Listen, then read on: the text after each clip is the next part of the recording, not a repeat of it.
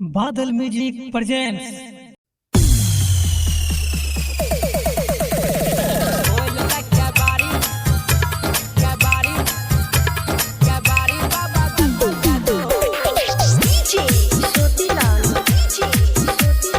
बादल recording studio Khagaria.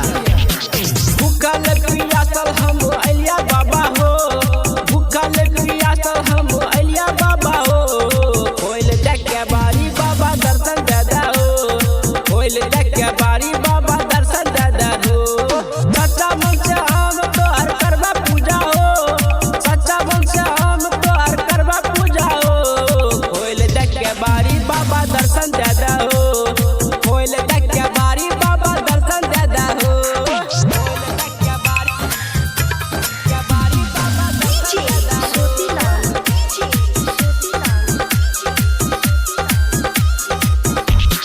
तोरा खातिर लेके अलिया गंगा भांग, हमरा पे भोला बाबा दे दो ध्यान, हमरा पे भोला बाबा दे दो ध्यान। ए बाबा तोरे खातिर लेके अलिया गंगा भांग, हमरा पे भोले बाबा दे दो ध्यान, दे दो ध्यान। जलवा चढ़ैबा तोहर करबा पूजा हो, जलवा चढ़ैबा तोहर करबा पूजा हो।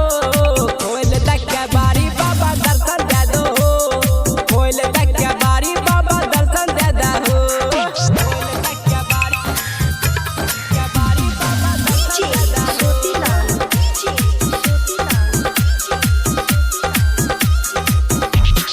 मतलब हमर सपना पुराई दे बाबा, एक बार हमरा देखाई दे बाबा, एक बार हमरा देखाई दे बाबा। ए हो मतलब हमर सपना पुराई दे बाबा, एक बार हमरा देखाई दे बाबा, देखाई दे बाबा।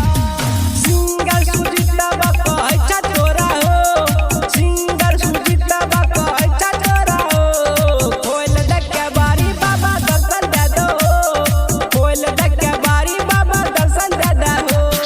भूखल पियासल हम अलिया बाबा हो, भूखल पियासल हम अलिया बाबा हो। होइल देखे बारी बाबा दर्शन दे दो हो, होइल देखे बारी बाबा दर्शन दे दो हो। सच्चा मन से तोहर हम करबा पूजा हो, सच्चा मन से हम तोहर करबा पूजा हो। होइल देखे बारी बाबा दर्शन दे दो हो, होइल देखे बारी बाबा दर्शन दे दो हो। बादल रिकॉर्डिंग स्टूडियो खगड़िया।